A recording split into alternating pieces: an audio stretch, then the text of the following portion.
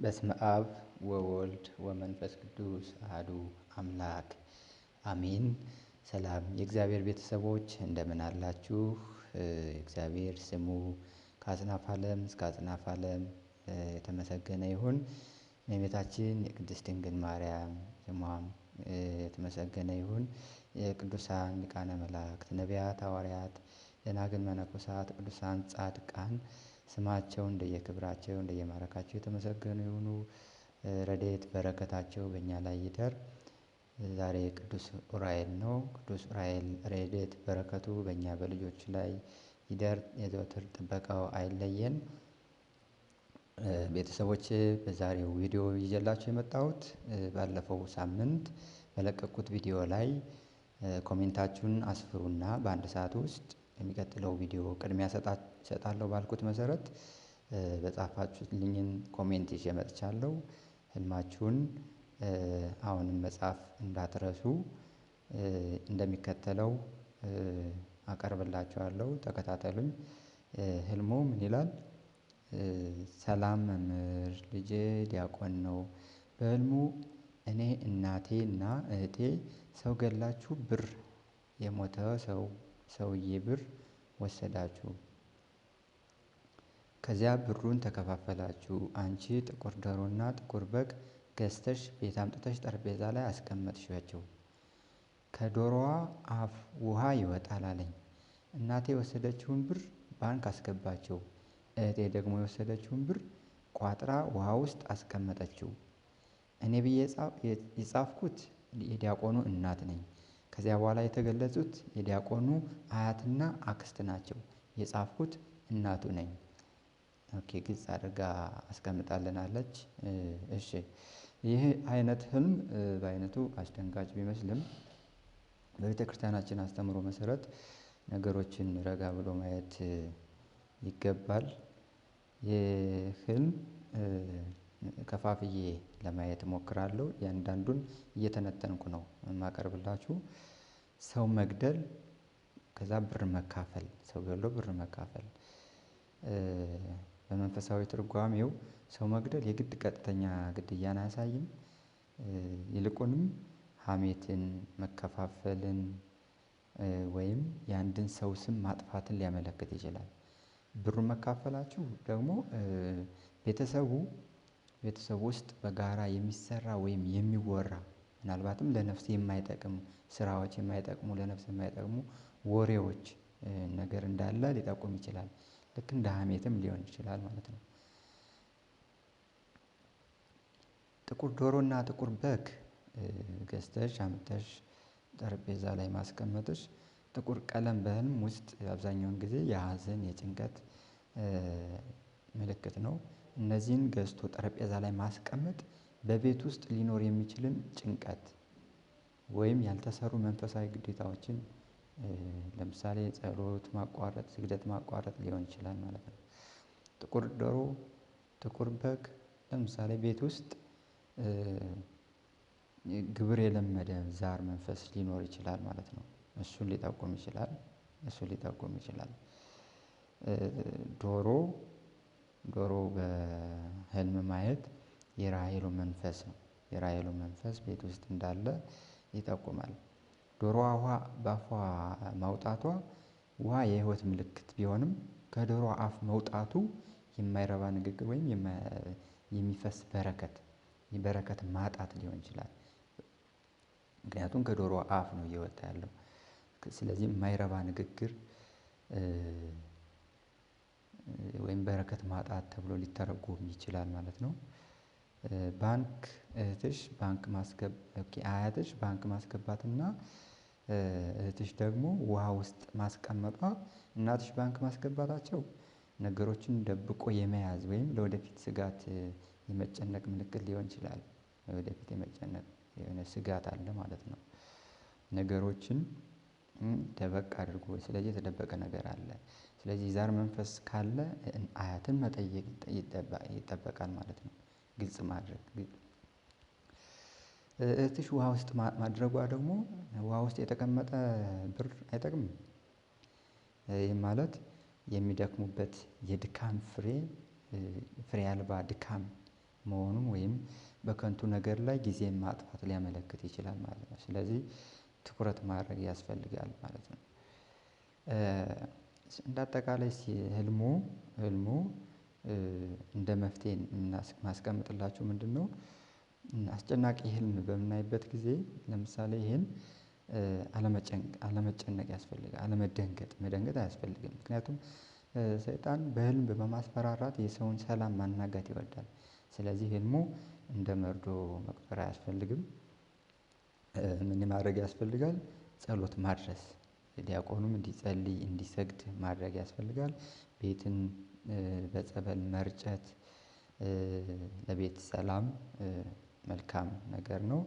ሌላው ንስሐና ቅዱስ ቁርባን ነው። ንስሐ ገብቶ ቅዱስ ቁርባን ቤተሰቡ በንስሐ እንዲታደስ የሚገፋፋ ምልክት ስለሚሆን በተለይ ይሄ በቤተሰብ መልካም ቅያሜ በቤተሰባችሁ ውስጥ መልካም ወይም በቤተሰባችሁ መካከል ቅያሜ ካለ ያንን መፍታት ያስፈልጋል። በቤተሰብ ውስጥ እርስ በርስ አንዱ አንዱን የሚቀየም ከሆነ ንስሐ ገብቶ ቅዱስ ቁርባን መውሰድ ያስፈልጋል። በዚህም ማወላወል አይጠበቅብንም ማለት ነው። ሌላው ምጽዋት፣ ልጁ ባየው ህልም ልጁ ምጽዋት እንዲያደርግ አንቺም እናንተም ምጽዋት መስጠት ይጠበቅባቸዋል ማለት ነው። ለችግረኞች የሚበላ የሚጠጣ ነገር በአቅም መስጠት ጥሩ ነው። የመንፈስን ኃይል ያዳክምልናል ማለት ነው። አንዱ ማዳከሚያ ስልት ስለሆነ ምጽዋት ምንድነው ማሳሰብ የምፈልገው?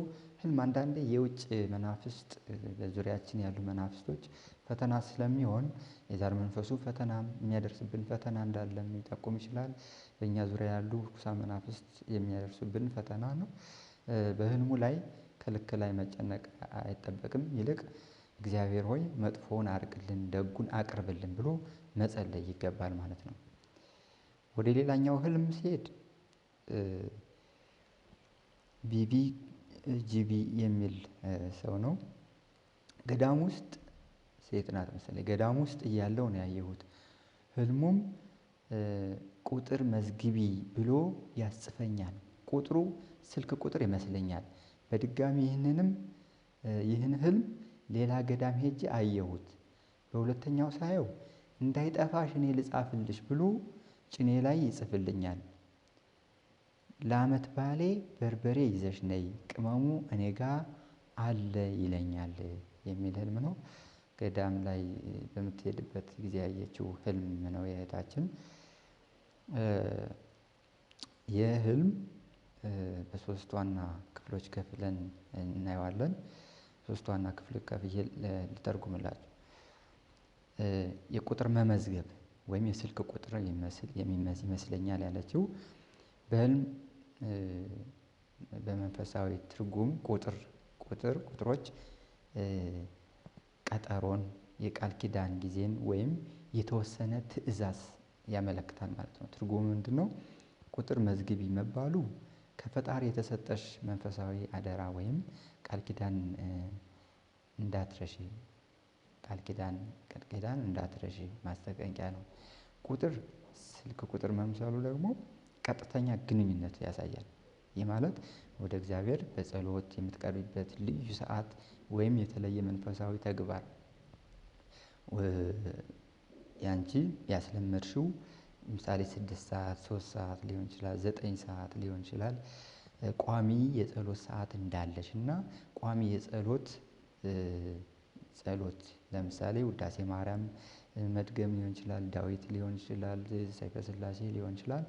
የምትጸልይበት ቋሚ ሰዓት እንዳለሽ ያመለክታል። ስለዚህ ይሄን እንዳትረሺ። ይሄን እንደ ቃል ኪዳን ነው እግዚአብሔር የሚጠብቀው። ስለዚህ በሰዓቷ የምናቀርባትን ጸሎት እግዚአብሔር ይጠብቃል ማለት ነው። ምን ይላል? ሉቃስ 10:20 ላይ ስማችሁ በሰማያት ስለተጻፈ ደስ ይበላችሁ ይላል። ይህ በገዳም ያየሽው ህልም ያንቺ ስም ወይም ያንቺ ጉዳይ በፈጣሪ ዘንድ የታወቀና የተመዘገበ መሆኑን ያሳያልና በእጅ ወይም በጭን ላይ መጻፍ፣ በእጅ ላይ ሲጻፍ ወይም በጭን ላይ ሲጻፍ እሷ ላይ በጭን ላይ መጻፍ ነው። ይህ ክፍል በጣም ትልቅ ትርጉም አለው። በመጽሐፍ ቅዱስ ላይ እነሆ እኔ በእጄ መዳፍ ቀርጬሃለሁ ይላል። ኢሳይያስ 49:16 ላይ ትርጉሙ ምንድን ነው? እንዳይጠፋሽ እኔ ልጻፍልሽ መባሉ አንቺ በራስሽ ጥረት ልትወጪው የማትችይውን ነገር ፈጣሪ በቸርነቱ ሊረዳሽና ጸጋውን በውስጥሽ ሊያሳድር እንደወደደ ያሳያል። በጭን ላይ መጻፉ ነገሩ የቅርብ መሆኑን በሕይወትሽ ውስጥ የማይፋቅ የማይጠፋ የፈጣሪ ጥበቃና ረድኤት እንዳለሽ ማረጋገጫ ስለሆነ ይህም ቃል ኪዳን ከአንቺ ጋር መሆኑን ያበስራል ማለት ነው። ለዓመት በዓል በርበሬና ቅመም ያልሽው በርበሬ ሲፈጭ ያቃጥላል አይደል? ቅመም ደግሞ ይጣፍጣል ወይም መዓዛ አለው። በርበሬው በሕይወትሽ የምታሳልፊያቸውን ፈተናዎች ወይም የምታደርጊውን መንፈሳዊ ተጋድሎ፣ ጾም፣ ጸሎት፣ ስግደትን ይወክላል ማለት ነው። ቅመም የምግብ ማጣፈጫ እንደመሆኑ እግዚአብሔር በሕይወትሽ ላይ የሚጨምረው ሰላም፣ ፍቅርና ደስታ ወይም ጸጋ ምሳሌ ነው ማለት ነው ቅመማችን። ስለዚህ መልእክቱ ምንድን ነው? በርበሬውን ይዘሽ ነይ፣ ቅመሙ እኔ ጋር አለ ማለት አንቺ የሚጠበቅብሽን ጥቂት ጥረትና ትጋት በርበሬውን ማለት ነው አድርጊ፣ ትንሽ ተጋድሎ አድርጊ፣ እኔ ደግሞ ሕይወትሽን የሚያጣፍጥልሽን ጸጋ፣ በረከት፣ ቅመሙን እጨምርልሻለሁ ማለት ነው። ይህ ሰው ጥረቱን እግዚአብሔር በረከቱን እንደሚሰጥ የሚያሳይ ትልቅ ተስፋ ነው ማለት ነው። ደስ ይላል። ስለዚህ ምንድነው? ጥረት ይጠበቅብሻል። አንቺ ጥረት አድርጊ፣ እኔ ደግሞ አጣፍጥልሻለሁ፣ ጸጋውን በረከቱን እሰጥሻለሁ፣ በርቺ የሚል ተስፋ ነው። በጣም ደስ ይላል ማለት ነው። ለማጠቃለያ ምንድነው የምመክርሽ? ለሁላችንም ጠቅለል አድርጌ ለሁሉም እንደሚጠቅም ለተመልካቾቼ ይህ ህልም የሚያሳየው ምንድነው? እግዚአብሔር ለሁላችን የህይወት ቀጠሮ እንዳለው ነው። እኛ በርበሬውን ወይንም ጥቅም ያለውን ነገር የሚለበልበውን ትጋታችንን፣ ስግደት፣ ጸሎታችን፣ ጾማችንን ምንድነው ይዘን መቅረብ ነው። ይዘን ከቀረብን እርሱ ደግሞ ቅመሙን፣ በረከቱን፣ ደስታውን ጨምሮ ህይወታችንን በዓል ያደርገዋል ማለት ነው። ስለዚህ ምንድነው? ጥረት እናንተ አድርጉ፣ እኔ በረከቱን እሰጣለሁ። እናንተ በርበሬውን አድርጉ፣ እኔ ቅመሙን ማጣፈጫውን እጨምርላችኋለሁ ነው። እሺ፣ ሌላኛው ህልም ደግሞ ስምረት ታዴ የተባለች ያስቀመጠችው ኮመንት ነው። እኔ በየቀኑ ህልም አያለሁ፣ በጣም አስጨንቆኛል። በፊት ግን በ2 ዓመቱ ውስጥ 3 ጊዜ ያየሁት ህልም ህፃን ልጅ ጡት ሳጠባ ነው የማየው። ከዓመት በፊት በጣም የሚያምር ፈረንጅ የመሰለ ልጅ ጡቴን ሳጠባው አየሁ። ግን ጡቴን ሳጠባው ልጁ በጣም ስለሚያምር በጣም ደስ እያለኝ ነው በስስት የማየው። ህልሙ ቢቆይም ከአእምሮዬ ግን አልወጣም ይላል። እሺ፣ ህፃን ልጅ ጡት ማጥባት እንደ ሁኔታ የሚለያይ ቢሆንም አንቺ ባየሽው መንገድ በደስታ ወይም በስስት ሲሆን እስኪ ምን አይነት ትርጉም ይይዛል የሚለውን እናያለን። ጡት ማጥባት መስጠት ወይም ጸጋን ማካፈል ነው። ልጁ ማማሩ በህልም በጣም የሚያምር ህፃን ማየት የሰላም የደስታና የምስራች ምልክት ነው። እግዚአብሔር በአንቺ ህይወት ውስጥ አዲስና ደስ የሚል ነገር ወይም በረከት ሊጀምር እንደሆነ ያሳያል። ይህ በረከት ደግሞ አንቺን ብቻ ሳይሆን ሌሎችንም የምትጠቅሚበት የምታካፊበት ጸጋ ነው ማለት ነው። ለሌሎች የሚጠቅም ጸጋ፣ በረከት እግዚአብሔር ሊሰጥሽ እንደሆነ የሚያሳይ ነው ማለት ነው። የመጣ በረከት እንደሆነ ማሳያ ነው። ጡት ማጥባት ለአንድ ህፃን ህይወት መስጠት ነው። በመንፈሳዊ ህይወትሽ የምታደርጊው ጸሎት፣ ትጋት ወይም የምትሰሪው በጎ ስራ፣ ምግባር እግዚአብሔር ፊት ተቀባይነት ማግኘቱንና ፍሬ እያፈራ መሆኑን ያሳያል ማለት ነው። ስለዚህ ልጁን በስስት ማየትሽ ለዚህ መንፈሳዊ ህይወትሽ ምንድነው? ያለሽን ጥንቃቄ፣ ፍቅር ያሳያል ማለት ነው። ለመንፈሳዊ ህይወትሽ ያለሽን ጥንቃቄ ያሳያል ማለት ነው። ልጁን በስስት ማየት። ፈረንጅ መምሰሉ ደግሞ ያልተለመደ ወይም የማታውቂው አዲስ ደስታ እንደሚመጣ የሚያመለክት ነው። ይህ ማለት ምንድነው? በረከት ካልጠበቅሽው አቅጣጫ የሚመጣ ወይም ለአንቺ እንግዳ የሆነ ትልቅ ስኬት እንዳለ ማሳያ ነው። ጥሩ ህልም ነው ያየሽው። መበርታት ነው መንፈሳዊ ህይወት። ሌላ ስምረት ታዴ። ኦኬ አሁንም በዛው ኮሜንት ላይ ያሉትን በሙሉ በባለፈው ቪዲዮ ላይ ያሉ ኮሜንቶች ስለሆነ ይሄም የአንድ ሰው ህልም ነው፣ የራሷ ህልም ነው። ስምረት ታዴ ይላል። ህልሙን ያየችው ልጄ ናት። በህልሟ እኔ የተጠበሰ ስጋ ጥብስ ሰጥቻት ስትበላ አየች። ምንድነው ይላል። ህልሙን ልጇ ነው ያየችው። ጥብስ በባህላችንም ሆነ በመንፈሳዊ ትርጓሜው የደስታ የጥጋብና የክብር ምልክት ነው። ስጋ በተለይም የተጠበሰ ስጋ በህልም ሲታይ ሲሳይና በረከትን ያመለክታል። እናት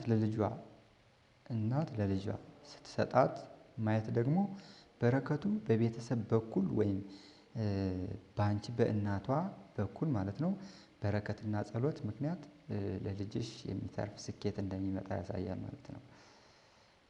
ልጅሽ ካንቺ የምታገኘው መንፈሳዊም ሆነ አለማዊ ድጋፍ ለህይወቷ ሙሉነት እንደሚሰጣት ያሳያል ማለት ነው። ጥጋብ እንደሚሰጣት፣ በረከት እንደሚሰጣት ያሳያል ማለት ነው። ስጋው የተጠበሰ መሆኑ ደግሞ ምንድነው? ትልቅ ትርጉም አለው። ይሄ በጣም ትልቅ ትርጉም አለው። ጥብስ የበሰለና ለምግብነት ዝግጁ የሆነ ነው።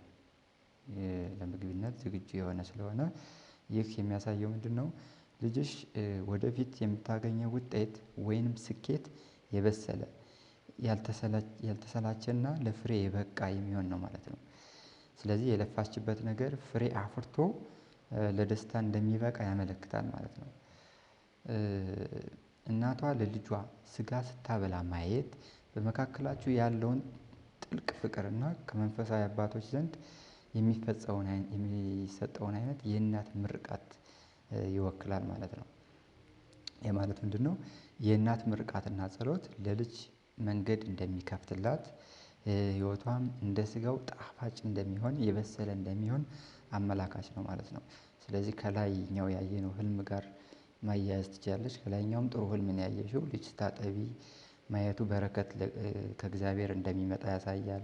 ለመንፈሳዊ ህይወት ያለሽን ጥንቃቄ ያሳያል። እዚህ ጋር ደግሞ ለልጅሽ ደግሞ የተጠበሰ ስጋ መስጠቱ በመንፈሳዊ ህይወትሽ በምትተጊበት ጊዜ ለሌሎችም ለልጅሽም እንደምትተርፊ ነው የሚያሳየው። መበርታት ያስፈልጋል። በርቺ።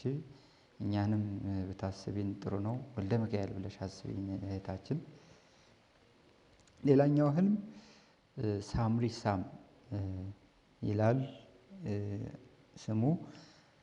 እኔ ያየሁት ህልም ዛሬ በመልአኩ ቅዱስ ገብርኤል ቀን ነው።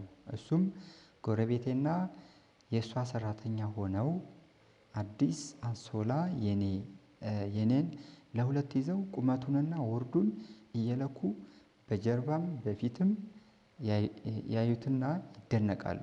ሲያምር እያሉ ከዛ እንደያዙት ሳይሰጡኝ ባነንኩ። ይሄ ምንድነው ይላል። ኦኬ ልብስ በተለይ አዲስ አንሶላ ወይም ቀሚስ የሰው ልጅ ክብር ነው፣ ጸጋ ነው፣ ወይም ማንነት ምሳሌ ነው ማለት ነው። ህልሙን ስንተረጉመው ምንድነው? የአዲስ ጸጋና የክብር መገለጥ። አዲስ ልብስ ወይም አንሶላ በህልም ማየት አዲስ ህይወት ወይም አዲስ ክብር ማግኘት ያመለክታል።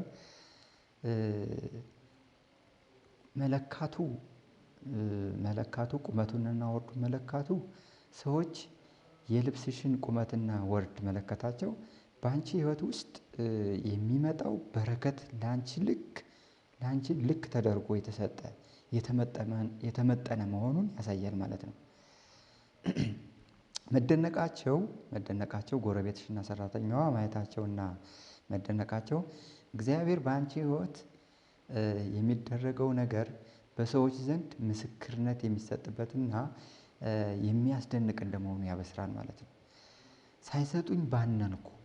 ልብሱን ይዘውት እያለ ሳይሰጡሽ መንቃትሽ ሁለት አይነት መንፈሳዊ ትርጉም ሊኖረው ይችላል። ያ ምንድነው? ገና መሆኑን በረከቱ ወይም ክብሩ ተዘጋጅቶ መጠናቀቁን ተለክቶ፣ ነገር ግን ወደ አንቺ የሚመጣበት ጊዜ የእግዚአብሔር ቀጠሮ ገና መሆኑን ያሳያል ማለት ነው። ሁለተኛው በጸሎት መያዝ የታየው ክብር እንዳያመልጥሽ ማለት ነው። ተዘጋጅቷል፣ በመጠኑ ተለክቶልሻል። ስለዚህ እንዳያመልጥሽ በጸሎትና በስግደት ወይም በምግባር መትጋት እንዳለብሽ የሚጠቁም ነው። ልብሱ ሳይሰጥሽ መንቃትሽ በረከቱ ተዘጋጅቷል፣ በጸሎት ተቀበዩ የሚል መንፈሳዊ መነቃቂያ ነው ማለት ነው። ከቅዱስ ገብርኤል ጋር ያለው ግንኙነት በቅዱስ ገብርኤል ዕለትን ያየሁት ቅዱስ ገብርኤል የምስራች ነጋሪ መልአክ ስለሆነ በእርሱ ቀን እንዲህ ያለ የምስራች አዲስ ልብስ ማየትሽ ፈጣሪ ካለሽበት ሁኔታ ከፍ የሚያደርግሽ የምስራች እንዳለው እንደ ልብሱ አዲስነት ሕይወትሽ እንደሚታደስ በሰዎች ፊት ሞገስ እንደምታገኚ ያሳያል ማለት ነው። ይሄን ይመስላል ያንቺ ህልም። ሌላው ዮርዳኖስ ይርጋለም የሚል መምህር በህልሜ ከወታደር ጋር ስራወጥ ነው ያደርኩት፣ ግን አመለጥኳቸው፣ አልያዙኝም። በተደጋጋሚ ቀን ነው የማየው፣ ምንድን ነው ይላል። ከወታደር ጋር ስራወጥ ያደርኩት ምንድን ነው? ወታደር ሲያባርር ነው? ወታደር መሳሪያ ይዟል? ሮጠሽ ዮርዳኖስ ሴት ወይም ወንድ ሊሆን ይችላል። ሮጠሽ ወይም ሩጠህ የት ገባህ የት ገባሽ የሚለውም ግልጽ አድርጋችሁ ብትጽፉልኝ። ክቡራን አድማጮቼ ምንድነው ህልማችሁን ስትጽፉ በደንብ ግልጽ አድርጋችሁ ጻፉልኝ። በደንብ ልተነትንላችሁ ግልጽ አድርጋችሁ አብራርታችሁ ጻፉልኝ። ቪዲዮ ከመለቀቁ በፊት ህልማችሁን ያያችሁትን ህልም ስልካችሁ ላይ ወይም ኮምፒውተራችሁ ላይ ጽፋችሁ ማስቀመጥ ልመዱ። ያስቀመጣችሁትን የሚፈታላችሁ ሰውስ በምታገኙበት ጊዜ ምን ማድረግ ትችላላችሁ? ማስፈታት ትችላላችሁ።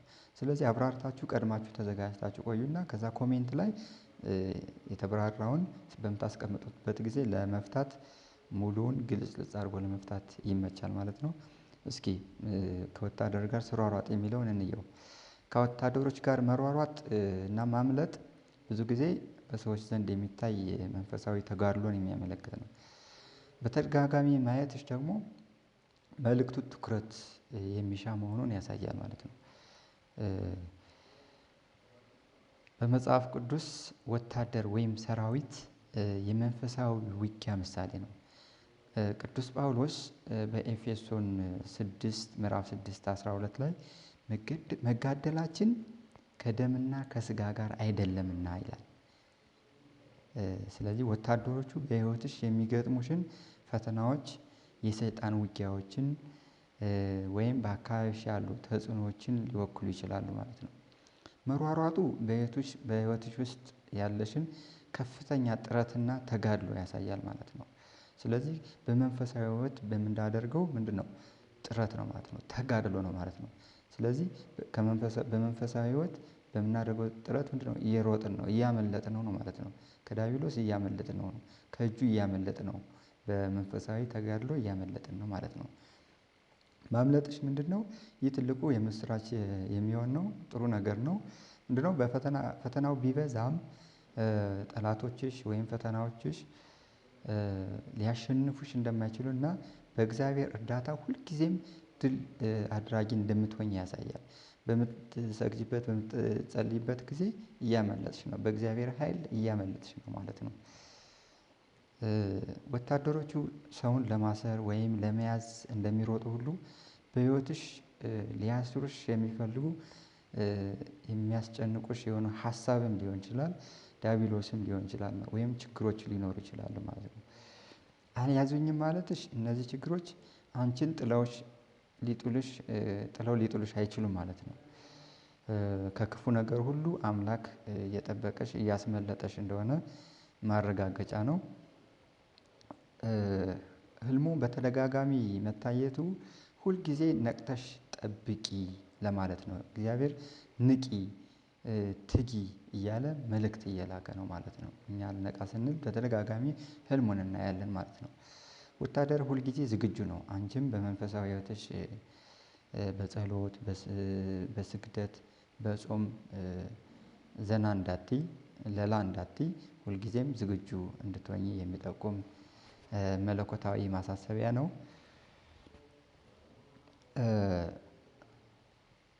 በህልም ከወታደር ጋር መሯሯጥና ማምለጥ በህይወታችን ውስጥ የሚገጥሙን ፈተናዎች በድል እንደምንወጣ የሚያሳይ ስለሆነ ጠላት እኛን ለማሰርና መንገዳችንን ለመግታት ቢሞክርም የእግዚአብሔር ረድኤት ካለን ግን ማምለጥና ነፃ መውጣት እንደምንችል ትልቅ ተስፋ የሚሰጥ ህልም ነው ማለት ነው። ስለዚህ ምን ማድረግ ይጠበቅብሻል? ማመስገን፣ እግዚአብሔርን ማመስገን። ከክፉ ነገር ስላስመለጥከኝ ስላዳንከኝ እግዚአብሔር ሆይ አመሰግናለሁ ብሎ ማመስገን። መዝሙር 22 በቅንፍ 23ን እግዚአብሔር እረኛዬ ነው የሚለውን እሱን መጸለይ ያስፈልጋል ማለት ነው። መጸለይ ያስፈልጋል።